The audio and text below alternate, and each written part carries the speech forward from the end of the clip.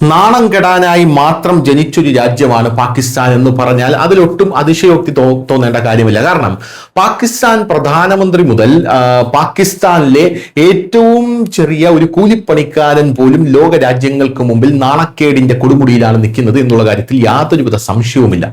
ഈ ഇടയ്ക്ക് പാകിസ്ഥാന്റെ പ്രതിരോധ മന്ത്രിയായിട്ടുള്ള ഖ്വാജ ആസിഫ് പറഞ്ഞത് അമേരിക്ക പാകിസ്ഥാനെ ടോയ്ലറ്റ് പേപ്പർ ആക്കി. ടോയ്ലറ്റ് പേപ്പർ എന്ന് പറഞ്ഞാൽ നമുക്കറിയാം, അത് ഞാൻ കൂടുതൽ വിശദീകരിക്കേണ്ട ആവശ്യമില്ല.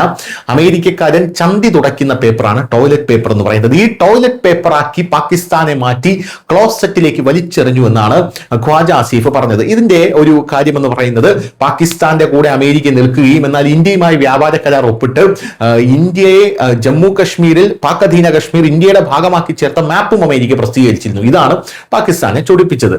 ഇത് മാത്രമല്ല, ലോക രാജ്യങ്ങൾക്ക് മുമ്പിൽ ഇനി പോയി തെണ്ടാൻ ഞങ്ങൾക്ക് വയ്യ എന്നാണ് അസീം മുനീറും ഈ ഷഹബാസ് ഷെരീഫും പറഞ്ഞത്. ലജ്ജ കൊണ്ട് തല കുനിക്കുകയാണ് ഞങ്ങൾ എന്നാണ് ഇവർ പ്രധാനമായിട്ടും കഴിഞ്ഞ ദിവസം പറഞ്ഞിരുന്നത്.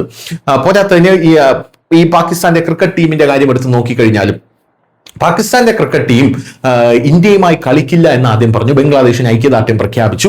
എന്നാൽ അതിനുശേഷം തങ്ങൾക്ക് കിട്ടാനിരിക്കുന്ന കോടികൾ, അതായത് 1 കോടിയെങ്കിൽ 1 കോടി, 2 കോടിയെങ്കിൽ 2 കോടി, ആ സാഹചര്യത്തിൽ 300 കോടിയാണ് ഞങ്ങൾ കളിക്കാതില്ല നഷ്ടപ്പെടുന്നതെന്ന് ഇവർ മനസ്സിലാക്കി. അത് ഞങ്ങൾക്ക് താങ്ങാനുള്ള കെൽപ്പില്ല എന്ന് കരുതി ബംഗ്ലാദേശിനെ ചതിച്ചുകൊണ്ട് വീണ്ടും ഇന്ത്യയുമായി കളിക്കാനായി ശ്രീലങ്കയിൽ മാച്ചിന് ഇറങ്ങാൻ പോവുകയാണ്. ഇപ്പോൾ വരുന്ന പ്രധാനപ്പെട്ട ഒരു വാർത്ത എന്ന് പറയുന്നത് പാകിസ്ഥാൻ ഹോക്കി ടീമിന്റെ ശോചനീയ അവസ്ഥയാണ്. പാകിസ്ഥാൻ ഹോക്കി ടീമിന് ഹോട്ടലിൽ താമസിക്കാൻ പോലും കാശില്ലാത്ത രീതിയിലാണ് അവർ മുന്നോട്ട് പോകുന്നത്. ഹോട്ടലിൽ താമസിക്കാൻ പറ്റാത്തത് കൊണ്ട് തന്നെ അവർ ഹോട്ടലിന് പുറത്ത് കിടന്നുറങ്ങി എന്നുള്ളതാണ് ഇപ്പോൾ വരുന്ന റിപ്പോർട്ട്. നോക്കൂ, എത്രയധികം ദയനീയമായിട്ടുള്ള അധപ്പതിച്ച രീതിയിലാണ് ഒരു രാജ്യം മുന്നോട്ട് പോകുന്നത് എന്ന് നോക്കൂ.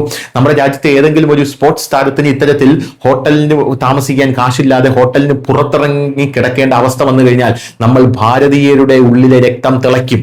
അന്ന് ഇന്ത്യൻ പ്രധാനമന്ത്രി നരേന്ദ്രമോദിക്കെതിരെ അദ്ദേഹത്തിന്റെ ആരാധകർ പോലും വലിയ രീതിയിലുള്ള വിമർശന ശരങ്ങൾ ഉയർത്തും. പക്ഷെ പാകിസ്ഥാൻ ഇതൊക്കെ ഒരു പുത്തരിയല്ല എന്നുള്ളതാണ് നമ്മൾ മനസ്സിലാക്കേണ്ട കാര്യം എന്ന് പറയുന്നത്.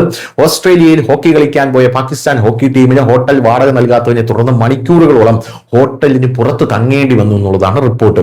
ലഭിച്ച വിവരം അനുസരിച്ച് പാകിസ്ഥാനി ഹോക്കി ഫെഡറേഷൻ പണം നൽകാത്തതിനാൽ ബുക്കിംഗ് റദ്ദാക്കി. ഹോം പാർക്കിൽ നടക്കുന്ന HIH പ്രോ ലീഗിന്റെ 2ാം റൗണ്ട് കളിക്കാനാണ് പാകിസ്ഥാൻ ടീം ഓസ്ട്രേലിയയിൽ എത്തിയത്. കളിക്കാരും ടീം മാനേജ്മെന്റ് സ്റ്റാഫും കാൻബറയിൽ ഒരു 4 സ്റ്റാർ ഹോട്ടൽ ബുക്ക് ചെയ്തിരുന്നു. ഇതിനുള്ള പണം പാകിസ്ഥാൻ സ്പോർട്സ് ബോർഡാണ് നൽകേണ്ടിയിരുന്നത്. കാൻബറയിൽ എത്തിയ ശേഷം അവിടെ ഹോട്ടൽ ബുക്കിങ്ങുകളൊന്നും നടത്തിയില്ല.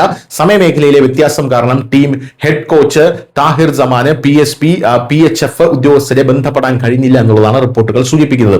ലാഹോറിൽ നിന്ന് വളരെ ദൂരം സഞ്ചരിച്ചാൽ കളിക്കാർക്ക് വിശ്രമം ആവശ്യമായിരുന്നു. പക്ഷേ വിശ്രമിക്കാൻ സ്ഥലമില്ലായിരുന്നു എന്നുള്ളതാണ് കാര്യം. മണിക്കൂറുകളോളം പുറത്ത് താമസിച്ചതിനു ശേഷം ഹോട്ടൽ മാനേജ്മെന്റ് ചില മുറികൾ മാത്രം ഇവർക്ക് ഞെരുങ്ങി കഴിയാനായി അനുവദിച്ചു എന്നുള്ളതാണ് റിപ്പോർട്ടുകൾ സൂചിപ്പിക്കുന്നത്. News desk Malayalam.